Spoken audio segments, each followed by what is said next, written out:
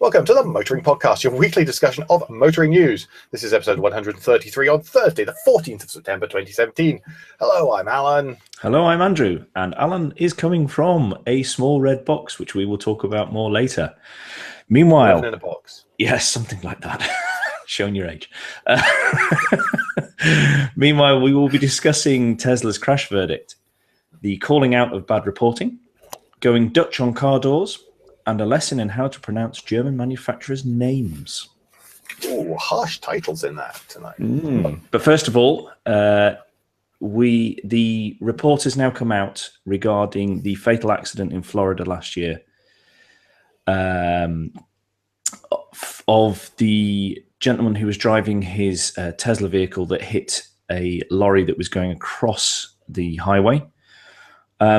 There is a link in the show notes. If you are desperate to go through what a full report's documentation looks like, the link is there for you to go through the 3 pages of links. Can I confess? You've been through it, have you, Alan? No, I opened one document and thought, oh, that looks hard going. I opened another document and went, oh, that looks hard going. And then I looked at the list of about another 20 and thought, well, someone else can read that. Thanks, Ed Niedermeyer. Yes. Essentially, what they've basically come out and said is the fault of the accident was partly down to the driver and partly down to Tesla's systems. Yeah. And what they were coming down to say was that essentially what was being promised by Tesla. What Tesla systems do is being overpromised somewhat, and the way that they were marketing had at that point in time led people to believe that they didn't really need to pay any attention. So as a result, the driver wasn't paying any attention, or at least wasn't paying sufficient attention. And part of another part of the problem, because I mean we are quite quick to leap on Tesla's marketing and PR-ness, and perhaps not being as conservative and crystal clear as they should or could be. But in this instance, part of the issue was that the system, the Autopilot system, was worked so well on the roads it was designed for that it appears, and that's what's being surmised to a certain degree, that the driver had actually become overconfident in what his car could do. Yeah, they had all the data and all the background stuff, which is laid out in great detail. But you had as much detailed background stuff as they received, and even based on that, they were able to do that. If you do a really nice summary of this story, Ed Niedermeyer, who we often quote and refer to on this kind of story, because he really does a lot of the work into this kind of stuff. An investigative journalist, I think. He is. Yes, he is. He's written a story on Bloomberg. There'll be a linky, as ever, in the show notes. But it's very interesting. It goes into a bit more detail than we've done, without being 4,000 pages long, however long all those documents are. Exactly. But talking of good journalism, shall we move on to bad journalism, Alan? Well, it's not bad journalism. Is it something It is. It's lazy journalism. No, so it's bad. If you are, I'm sticking with bad. You can go with lazy, and you explain the story, and then we'll see at the end whether the listener agrees. There you go.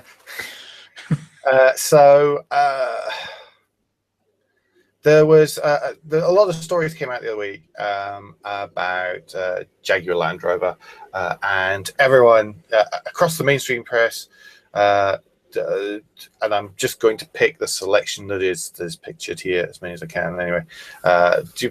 People that we've all heard of, The Guardian, The Telegraph, BBC, all these declared out loud, very loudly, saying that all new Jaguar models were going to be electric in 2020. Is that what Jaguar said, or Jaguar Land Rover said? That is not what Jaguar said. Jaguar said there would be an electrified version of every model in their range from 2020, by which they, of course, mean either there's going to be a pure battery electric vehicle in the case of things like the I-Pace, or there is going to be a hybrid of some variety, probably petrol electric hybrid. Hey, isn't that what Volvo announced a little while ago, and everyone did exactly the same about? Well, I think with the Volvo one, people were worse. I think the Volvo one was worse because there were sections of people talking about the motoring industry who reported it in that manner, as though Volvo was going electric only from a certain date, and that wasn't the case. Yeah, so I think at least a 48-volt mild hybrid available. So yeah, I think when we discussed this last time, because I may have got a little bit cross last time about this. I know, it's so strange for people to hear that I possibly got cross about a subject or two. But I think when we said at the time was that the wording on the press release was in a certain manner that could allow people who were being lazy and not thorough enough to misinterpret what was being said. So it's not completely on the press's side or fault, although I point a massive finger at them for this, because it's their job to explain it to us, the public, what that means. Yeah, and it's worth pointing out that we get rattier about this possibly than many, because we read an awful lot of motoring news every week, as you might well have guessed, to try and narrow it down to what we talk about. It's worth mentioning as well that Honda made a very similar announcement a couple of days before JLR, but were very clear about what it was they were saying, and therefore, in the words of the Autocar article here, missed out on its procession and backslapping on Fleet Street, quote unquote, Mark Tishaw, which I think is very fair. It's also worth mentioning, by the way, because otherwise we'll probably get a telling off, that Toyota, not quite everything is hybridized, but every Lexus you can get a hybrid version of, and have done for some time. And Lexus have quite quick to point out that 99% of the vehicles that they sell here in the UK are electrified.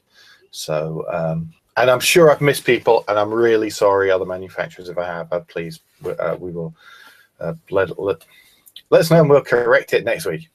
But there was one tweet I saw that was rather telling over this, and I think may bring the amazing scoopness of such a story again down a few notches. Is that somebody pointed out that if there is a manufacturer not coming out with this statement, that's amazing. You know, a big manufacturer, that is amazing. Like scrapping. This is like scrappage schemes, isn't it? Well, they're all having to go that way with an electrified scrappage scheme. Yeah, well, they're all having to go this way because they've all said meeting the emissions is so tough, for starters, which is a good thing for us as the consumer in a health point of view, if that is the main driving point. I've been in London all week. Tell me about it. So, did you wipe your face before you came into the booth? You don't want to see what happens when I blow my nose at the minute. Take the soot off you. I've been in the underground. The underground actually is, of course, much worse than above the ground. But hey, who cares? Because that's public transport, and that doesn't count. But yeah, so all manufacturers are going down this route because of so many countries and cities, more to the point now, saying we are going to be banning new or certain level diesel petrol cars. So they're having to get on board with this now. So it's soon going to be a non-story, really, isn't it? It is. It's becoming the new. It is becoming, as it should, the new norm. And whilst I think a lot of this looks a bit knee-jerk, you don't just turn around and roll out a whole range of hybrid powertrains overnight, or even in the last 2 years.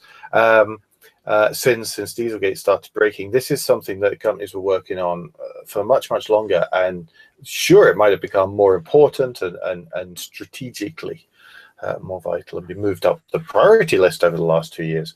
But it's not the work of 10 minutes to hybridize a car, no matter how awesome your engineers are. So this is the future that was arriving. It's just a little bit quicker, probably. And of course, there's the other worry, was that the average CO2 emissions across manufacturers' ranges was predicated an awful lot on diesel cars, which of course emit far lower CO2 levels than petrol vehicles. And we saw the other week when we were talking about the SMMT registration figures, just how far some in certain areas of the market diesel sales have dropped. And that is going to have an effect. If people aren't buying them, manufacturers aren't going to make as many diesel vehicles, and that's going to have an effect on the average CO2 emissions across their range. So yeah, it's going to happen. It's having to happen as a result of all of that stuff, as well as being something that we're obviously working on. Yeah, true. Right, talking of electrification. Yes, let's get some new news. And back to Tesla. Yes, yes. Yes, back to Tesla. Well, the hurricane Hurricane Irma that just went through the Caribbean, up through Florida, etc., which I presume is still, maybe not a hurricane now, but quite a bad storm now through bits of those areas of America, was coming through, and Tesla decided that they would do an over-the-air update to their Model S60 versions, which is the ones with it was a wider range than that, but yeah. Okay. Well, that was what it was reported, the 60. So that's what it was reported as, yes. So Alan is going to be able to be accurate here and a scoop, I think. But so Tesla vehicles were then given an over-the-air update, which is one of the big selling things of Tesla, to extend the range of the batteries where they could be, to enable the owners to escape the path of the hurricane. I don't know if quicker, more safely, just to help them leave Florida and get to safety.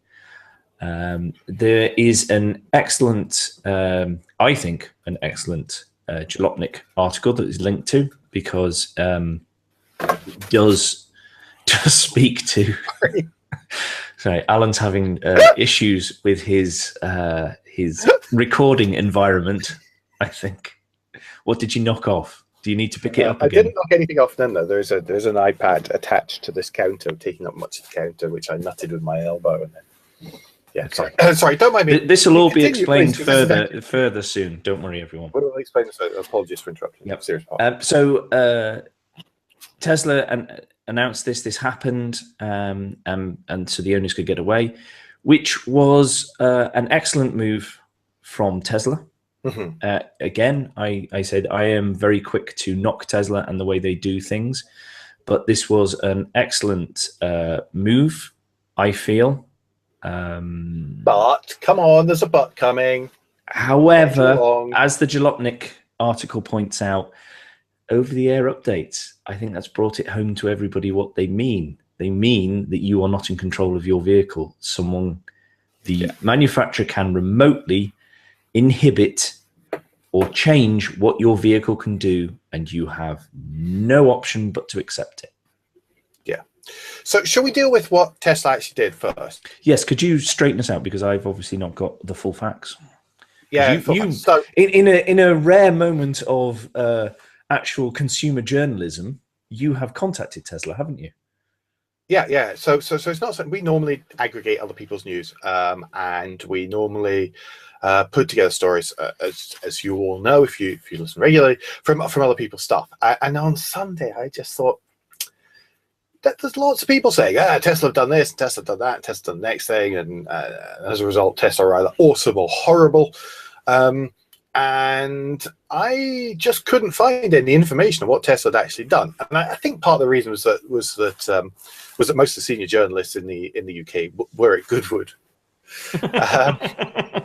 I actually think that's why everybody was and not us worrying about this, and we were not. So we were doing important stuff. I thought, do you know what? I'd really like to know what they actually did. So I emailed Tesla, working on the basis that the worst thing they could do is not answer me, but they did. Laura from Tesla, the communications manager for UK and Ireland, got back to me. And what I'm going to do is I'm going to read out the email that she sent me verbatim, I think. So it's not very long, but it's really concise and to the point. So it's after the pleasantries, it's due to the hurricane in the southeast, Tesla temporarily adjusted the battery capacity of applicable 60 kilowatt hour and 70 kilowatt hour vehicles in the area to help customers better prepare to evacuate and get to safety. These customers will have access to 75 kilowatt hours of battery capacity in their vehicle until September the 16th.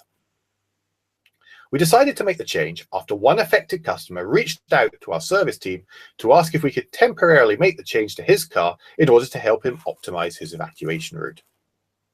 This is possible because Tesla previously built some Model S and Model X vehicles with 75 kilowatt hour battery packs that were software limited to 60 kilowatt hour or 70 kilowatt hour of energy, allowing customers to buy only as much battery capacity as they need at a lower price point, with the option to upgrade their battery at any time. This allowed Tesla to more efficiently utilize its factory without producing additional battery pack sizes, and gave customers more flexibility over time with the option to add additional energy later with a software update. The range added depends on what model they have. Here's the EPA rated range, and this is the US version of NEDC using a different test method of our 60 and 70 kilowatt hours. And if I'm going to praise you this bit, so the S60 went from 210 miles. I've lost it now. The S60 went 210 miles, and that was bumped up to 249 miles. So as you and I both know, an extra 39 miles is not to be sniffed at, really, in an EV. The Model S70. So what was the lowest? The one with the lowest range was the Model X60D. And that's 200-mile range, and that went up to the 75D, 237-mile range. So it was about 30 to 40 miles range across all of it, and that's what they gave them for a limited period of time to help out, because they could at that point. The worry, of course, is that people buying over the air. How often is this going to happen? Does it set a bad precedent? And all these kind of things about what auto manufacturers can do in the future. And it was done with good intent, for good reason, for safety reasons, as Andrew said. But what happens if something goes wrong? What happens if there are over-the-air updates? A bad actor gets in there and decides that actually they're going to do the opposite, and they're going to make you only allow you 2 kilowatt hours. Well, the other thing is stop as well, you mid-drive. The Jalopnik article goes on about is what happens if somebody, a manufacturer, starts deciding who can and cannot leave an area. Well, there is that, and you. I mean, that was getting very tinfoil hatty area. Which even to you, that's even for me was, I was thinking, okay, but that's probably pushing it a little bit. Even I thought that. However, it opens us up to start thinking about these things. We've gone along blindly going, brilliant, over-the-air updates, be fantastic. Well, because nobody ever thinks about whether there are negatives. There are pros to over-the-air updates, and we've argued that there are pros to over-the-air, because you get up-to-date stuff. You don't have to rely on taking it to a dealer. You don't have to, you get, if there's a problem, something comes back, and it's all linked, and it depends on your. Sorry, I've been in a conference of like euphemism all week, so I'm using terms like risk appetite this week. Okay? But the problem is, all of this is dependent upon trust. It is. We have to, and this is my whole argument with connected cars. I'm not going down autonomous vehicles. That's a different thing. But it is all dependent on trust. Do we trust that company is doing the right thing now? And this is not a Tesla specific thing. No, this is completely and totally clear. No, this bit is nothing. All over the air update type idea, or a connected car, that the manufacturer who is connected now, that they are doing the right thing now, that they will continue to do the right thing, and that the people that they decide to partner with will always do the right thing. So we are That having worries me to more than the rest of it. we are having to trust and trust and trust. Now, it's one thing trusting on whether your door handle will work, that you can obviously deal with yourself or take to someone, and it is not a usually a safety critical area. However, well, yeah. However, somebody, as you pointed out, Alan, somebody being able to get in to the infrastructure of your vehicle to whatever degree is not a good thing. Someone being able to control that from afar, where you have no ability to prevent that, because you have to get over the air updates, you have to sign a bunch of things as you buy the car to say, yes, I will accept this. Otherwise, you will not get the car. So it is all weighed in the manufacturer's side, which is understandable if for them to do certain things and for it to work in a certain way and for it to work in the way that they are selling it to you. However, as I said, it's all trust. And that's my problem right now, is there's plenty of people out there, plenty of companies out there that are not necessarily the manufacturers, but are their partners that I don't trust. My experience is the partners that scare me, because I could decide who I'm going to buy a car from. I can decide. I can decide how much I trust. I'm going to pick a purely hypothetical example here, Mercedes-Benz, because I don't have any links to them. I could choose, if I want to buy a Mercedes-Benz, that's fantastic. Okay, I trust Mercedes-Benz, etc., etc.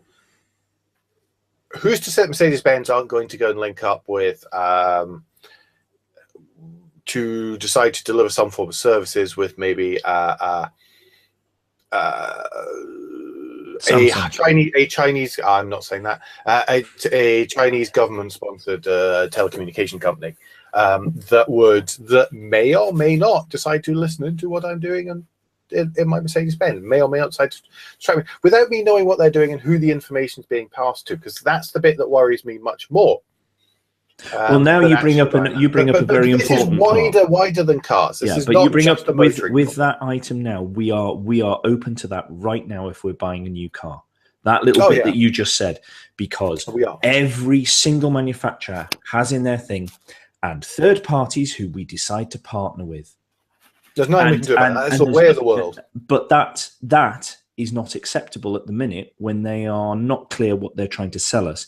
They have couched it in legalese that at any time later, further down the road, they could turn around and go, you know what, we're selling all your data to Legal and General. So that then when they give you, an insurance policy, it's going to be based on your habits and your things, which may or may not be fair. But that is then going to be, we are moving further down lines of other people's algorithms and other people judging what we do and whether that is correct or fits a model or not. And that's where I get really bent out of shape with the connected thing. But we've gone off. Can we be very, very clear, by the way, that Legal and General there, you just plucked that out of the air, that? I'm not. If any names that we've mentioned in this segment, we are just pulling a name for the sake of someone can recognize what we're talking about. We do not have knowledge that is what these companies are doing. Yes, absolutely. But especially because oh, right. Okay, fair enough. I didn't realize that. I really didn't realize that. But in all, if you go into the privacy and the terms and conditions of connectedness of all the manufacturers, they all say that we will partner with selected people, selected companies, and we don't have any say in that. So this is the whole trust thing again. It is, yes. But we've gone way off topic from. We have. Should we drag it back, because I only have a limited amount of battery life, and I'm also slightly scared I'm going to get turfed out. There was one other thing, which is that Tesla were in some other trouble over people commenting on just what their market cap is right at the minute. But I don't think we want to go into that in too much detail, so we've just gone way off topic on that last one. Yep. If you want the information, it'll be in the show notes. You can click the link and read it. Yes. Anyway. This is reach around. Yes, this is news that came out the back end of last week, I think it was. Yeah. I think it was from Cycling UK, which is a charity in the UK, funnily enough. Is it to do with cycling? It might be. It might well be. God, they've got a clever name if it is. They do. And they were bringing to everyone's attention that there are a large number of people apparently that get hurt or even killed through people just opening the doors without looking behind them. And what they were asking... Car doors, sorry. Well, this is a car show, so I presumed we'd be there. But you're quite right to be exact, Alan. Pedantic. Look, you're the one who's got no battery, not me. Yes. Stop going with it. So what they are encouraging us to do is something called the Dutch reach, which is where you reach across to open the door with the hand furthest away from the door, and thereby you are automatically twisting in your seat and you will be able to see or have a better peripheral vision of what's behind you. That's the idea. Yes, it is. There is one slight flaw, and one of the reasons we're not very good at it in the UK is because it works well in a left-hand drive car, because it's your right hand that's going over, and it makes more sense to pull the lever with your right hand and then steady the door with your left hand, of course, so it doesn't get caught by the wind. Only if you're one of those weirdo right-handed people. people. You're a weird lefty, aren't you? That's a No, I'm one of the normal ones. You're the weirdo. Anyway, the idea is... You should be left-handed. You do Korean. So. I should be. Genetically, I almost should be. But it's a really good idea, and it is something that I'm going to try and get in the habit of doing. Is reaching. It's actually a good idea. I mean, I'm quick to knock cyclists when they're being silly and stuff. But not over, yeah. But yes, hopefully not over. That's poor choice of words by me. But I do think this is a good idea anyway, because you don't know if there's pedestrians or anything you're going to open the door into. So this is a good one, and we support it. And there is a link in the show notes. So come on, Alan, explain to everyone, what are you doing in this tiny, tiny box? Well, if you haven't followed on Twitter and seen on Twitter, I'm recording this from the smallest vehicle showroom in the UK. Those of you on another first for the show. It is absolutely another first for the show to be recording a podcast from here. So the smallest showroom in the UK is it's Peugeot Russell Square.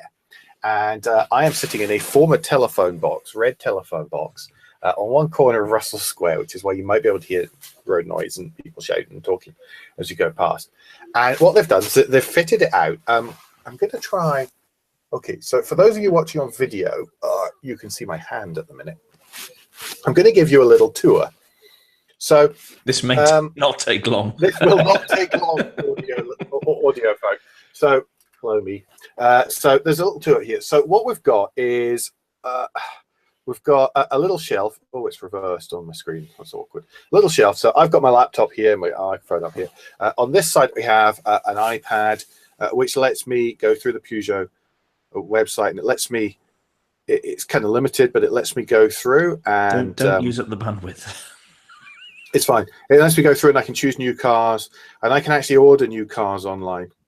Down here, I have, once the come back, I've got power, I've got Wi-Fi, which is what I'm using to record the show. There's an internet-based telephone here that I can use, as long as I don't call premium rates or internationally.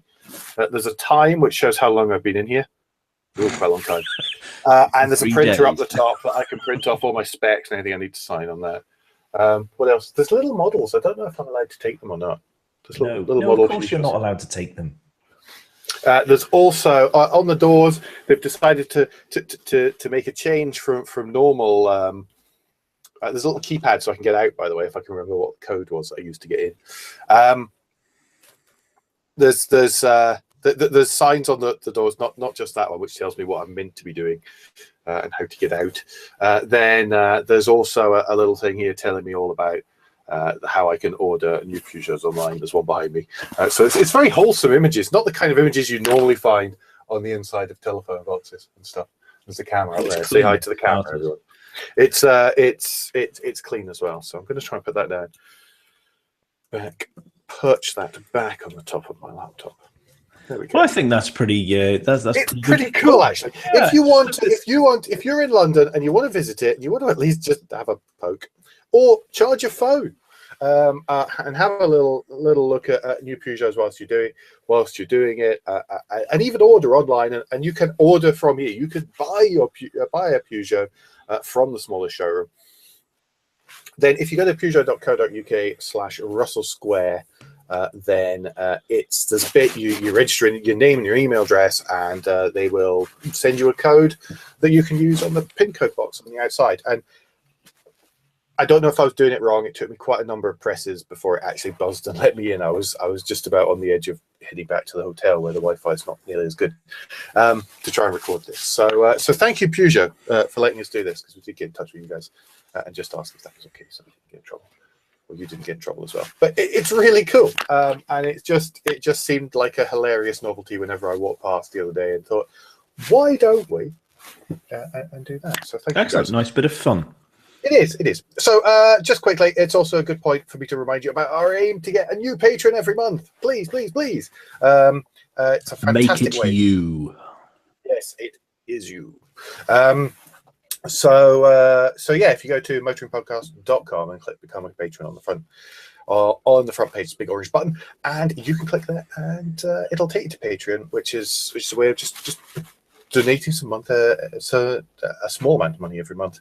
Anything from $1 a month, you get a bunch of stuff in return, and we do try and make sure we stick to that, and we do actually deliver on our promises.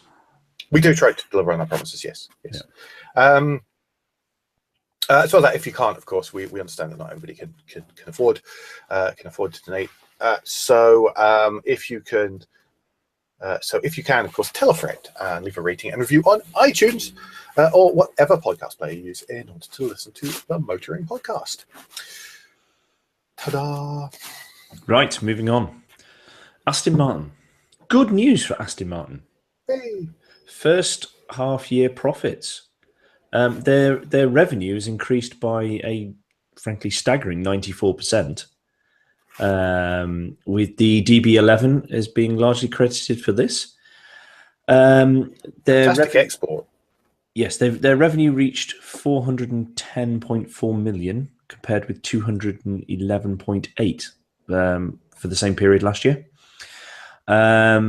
So in the last 12 months, revenues exceeded 750 million, which is brilliant news because we all like an Aston Martin. We do. And we want them to do well. So I mean, it's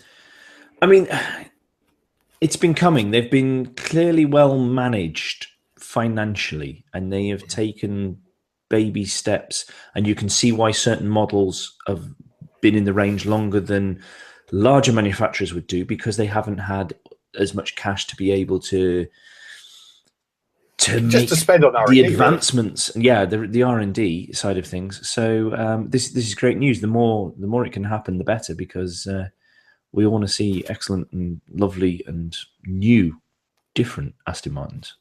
We do. We absolutely do. That's great news, Alan. Yeah, fantastic stuff. Next up is another. I think of it as a British success story, and it would be a much better British success story if I actually opened the correct British success story just here. There was a lot of faffing around to get started in here, and I'm not as organised as I normally am. But it was the designer of Britain's road signs, things that we look at every day, all the time. A lady called Margaret Calvert designed the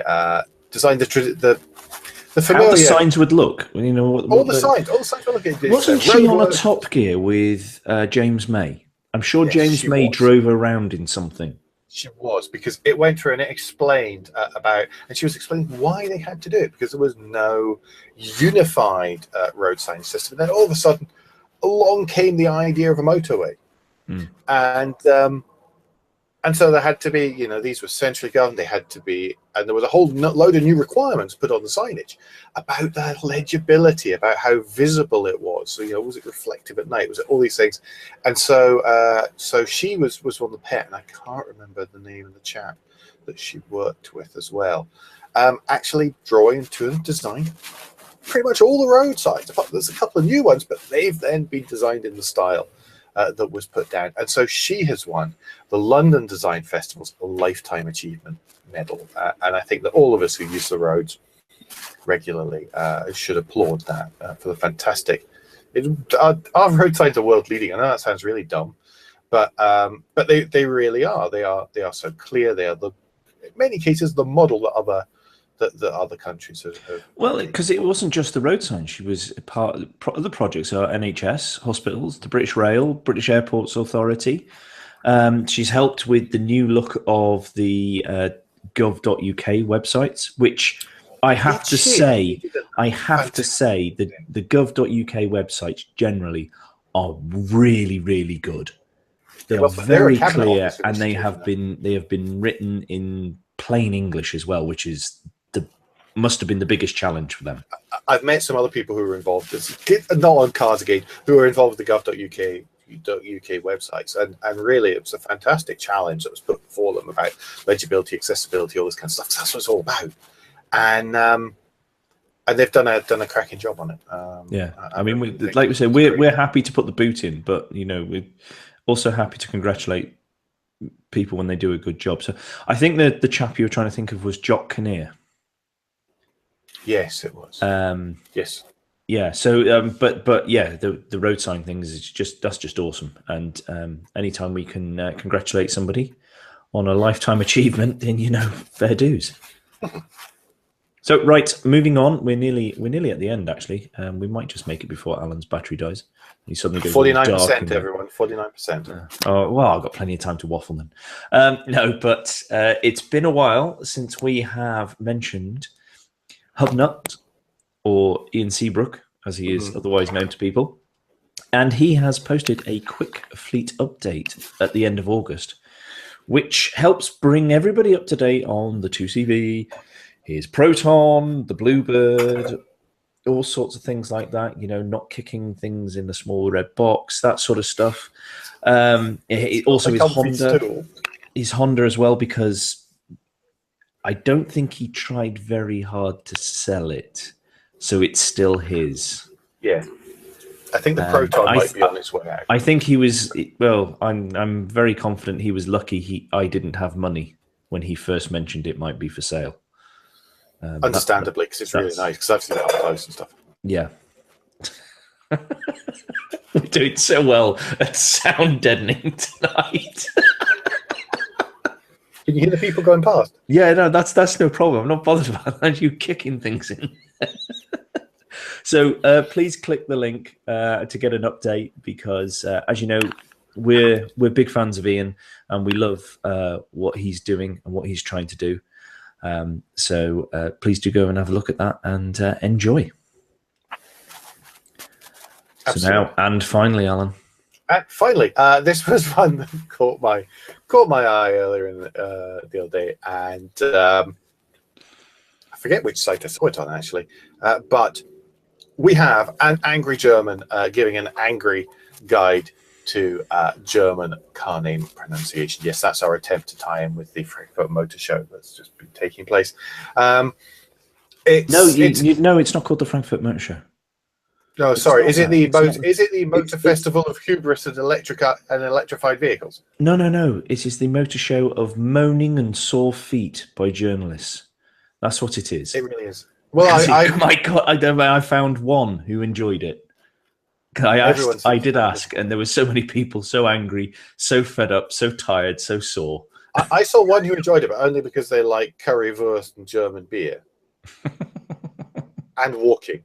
Yeah. I've done other trade fairs, which is actually bigger than the motor show at Messe Frankfurt. And yes, you do a lot of walking. Although, as someone who is now at the end of day 3 of attending a trade fair, I quite like to go home actually. But this was on the start of the first morning. These people were moaning. I should be loving what I'm at, and I've been around, and people have seen me tweeting pictures of where I am. Yeah, but you've talked to who you wanted to talk to. Now it's over. And now it's over. I've done that. Okay. But we're not talking. We're not talking about the show. We're not talking about the show of moaning and sore feet, because we're going to have a special edition for that. Yeah. Where hopefully we mention a car or two. Maybe. Unlike the last time we did one, yeah. No, we did talk about a few cars, but then we may have veered off on topics. Anyway, this thing, how to pronounce German car names. It's a few minutes of your time. I have the funny feeling there was an awful lot of corpsing went on between takes. because I think I don't know how angry he could actually remain. But yeah, have a look. It's worth a laugh of just an angry German being angry and pronouncing car names. Porsche. Yeah, it is good fun. I did like that one. I did enjoy that. It was a good spot. Glad you shared. I think that's it. Just about rounds up. Parish notes. I'm going to very quickly apologise to Nia. I'm sorry this isn't out before your flight home, mate. Yeah, you're gonna have to listen to us when you're home. The second delay was my fault. Sorry, everybody. Sorry. Our apologies generally, by the way, for the lateness of this episode. Yep. As regular listeners will know, it really doesn't happen very often, but just sometimes stuff happens. Yep. So. Conspired against us. Also, there isn't a rear view this week. I am trying to do my best to get an episode out next week, but I can't guarantee it at this moment in time. It's taken a couple of weeks to get through other stuff to be able to then start looking back at the podcast. So apologies to everybody who is waiting on, but I think the last two, well, I think if you haven't heard all the episodes, and re-listen to one. Go back. To get that back. Yeah, they're all excellent, and you will find tons of stuff in them. I always find it sounds really, really cheesy when we say, well, I really like all of them because they're all different and they're all different. And I think people have always think that's an excuse for not. No, I can't. Us not wanting to pick a favourite, but it's not. I cannot pick a favourite because they're all excellent in different ways. Yeah. Oh, all the guests are excellent. Presenters just as rubbish. Well, yeah, that's the joy of Rear View is not me. Anyway, on which note, we will actually round up and stop waffling because people will grumble about us waffling. And don't forget that we will be back. We'll be recording on Tuesday night next week. Yeah. That was me just double checking for my own knowledge. We'll be back next week. You can give us any feedback, share your thoughts of the show at Motoring Podcast on Twitter and Instagram, on Facebook, and on the contact page of motoringpodcast.com, the hub of all our activities. Please don't forget about Patreon. If you go to motoringpodcast.com, click on the big orange button. There's also some stuff on the website as well. We have actually been writing stuff and sharing pictures, and I've got more stuff queued up in my head to actually get out and get on with. But I'm afraid paying work has got in the way this week. And yeah, don't forget, please, rating, review on iTunes or every podcast player lets you do such a thing. Andrew, best way to get in touch with you, my friend? Best way to get in touch with me is via Twitter. If you search for Crack Windscreen, you will find me there. And Alan, if people want to get in touch with you directly to say how it wasn't lazy journalism, it was just bad journalism, what's the best way to do that? People always agree with me more than they agree with you, so yeah. That's only because they like to poke the bear with a stick. Well, that's true, yes. Anyway, I'm on Twitter at AJP Bradley. As I say, we'll be back next week. But until then, I've been Alan Bradley. I've been Andrew Clues. And safe motoring. Ooh, that left.